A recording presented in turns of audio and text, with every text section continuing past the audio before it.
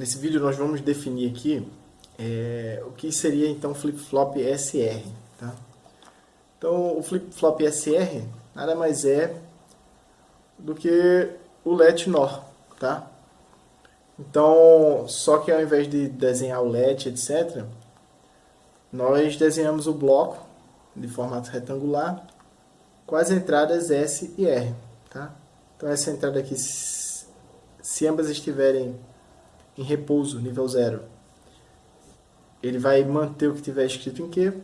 Se eu colocar essa entrada em nível alto e mantiver essa em repouso, eu vou setar, então aqui a saída irá para 1. Se eu colocar essa em 0 e colocar essa em 1, eu vou resetar, vou escrever 0 no Q, e a entrada ambos 1 é proibida, tá? Não é utilizada. Então a tabela verdade do flip-flop SR é idêntica à tabela verdade do let NOR, tá?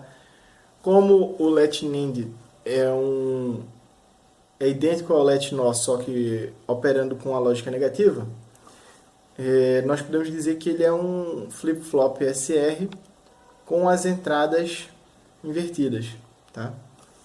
Então, esse é o tipo de simbologia que a gente usa quando a gente quer designar que as entradas operam em lógica negativa. Okay?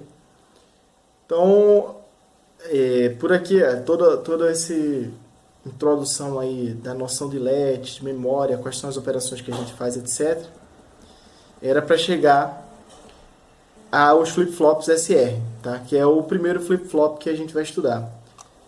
O flip-flop SR ele também pode ser chamado de flip-flop SC, tá? Então, a princípio, o flip-flop SR e SC significam a mesma coisa. Então, essa entrada aqui, ao invés de CR, poderia ser C. Não para designar, ao invés de R de reset, designar C de clear, tá? Então, vamos dar uma olhada aqui como é que seria alguns exemplos de diagramas de tempo com flip-flops do tipo SR. Nesse primeiro caso aqui, nós teríamos o flip-flop SR com lógica positiva, que é aquele implementado com o let NOR, tá? Então, se a gente observar aqui, eu tenho que, quando eu for pensar nisso aqui, eu tenho que saber qual é o estado inicial do Q, tá? Então, nesse caso aqui, o estado inicial do Q é 0. Então, o que vem vindo aqui, o primeiro sinal, tanto S como R, iniciam em 0, 0. Que na lógica positiva é o caso do repouso em que ele está no hold. Então esse aqui vai permanecer 0 indefinidamente enquanto ambas as entradas forem 0. Tá? Eis que quando chega nesse momento aqui, o set vai para 1. Set ir para 1 significa escrever 1. Então nesse mesmo momento o Q passa a ser 1. Mesmo que o set volte a ser 0, quando isso ocorre ele volta para o estado hold. Então, esse 1 que foi escrito aqui, ele permanece escrito aqui, tá? Nesse próximo intervalo. Até que ele chega nesse ponto aqui em que o R é 1. Então, o R1 significa reset. Então, o valor que estava escrito aqui era 1, passa a ser 0, porque resetar significa escrever 0.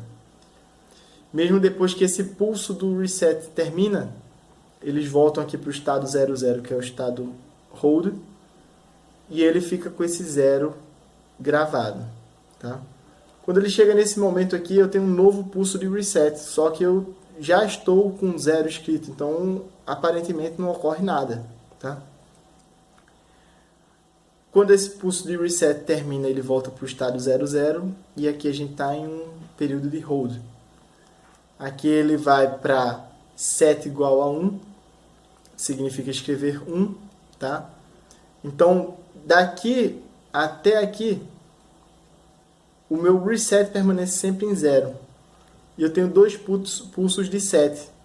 Então, ele só tem uma parte aqui em que ele escreve 1 de fato, uma parte de hold, então ele permanece com 1, mais um escreve 1, que não tem nenhum efeito, já que Q já é igual a 1, e ele entra numa fase longa aqui de repouso, ou seja, ele fica em hold, até que aqui ele escreve 0.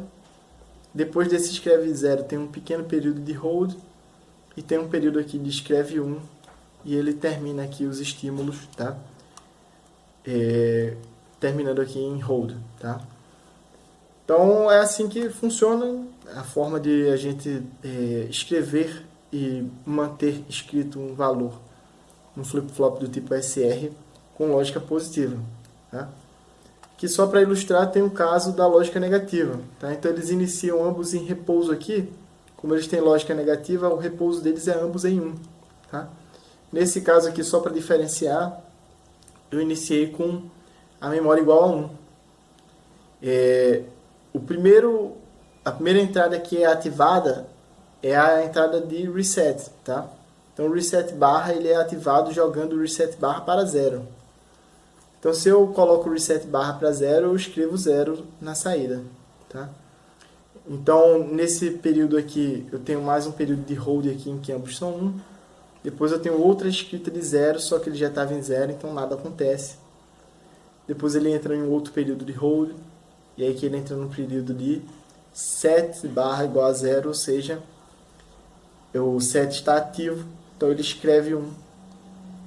E aí ele entra em hold aqui novamente, entra em hold, escreve 0, desce para 0, hold, escreve 1. E aí o resto do gráfico você acredita que a essa altura já seja capaz de ler as operações que estão sendo executadas por conta própria. Tá? Então, esse é o flip-flop mais básico, que é o flip-flop tipo SR, que pode ser chamado também de SC, mas que nós vamos tentar evitar o uso do SC, porque nós vamos usar o clear para outra operação mais adiante. E era isso que a gente tinha para passar com relação a flip-flops por hoje. Até uma próxima oportunidade.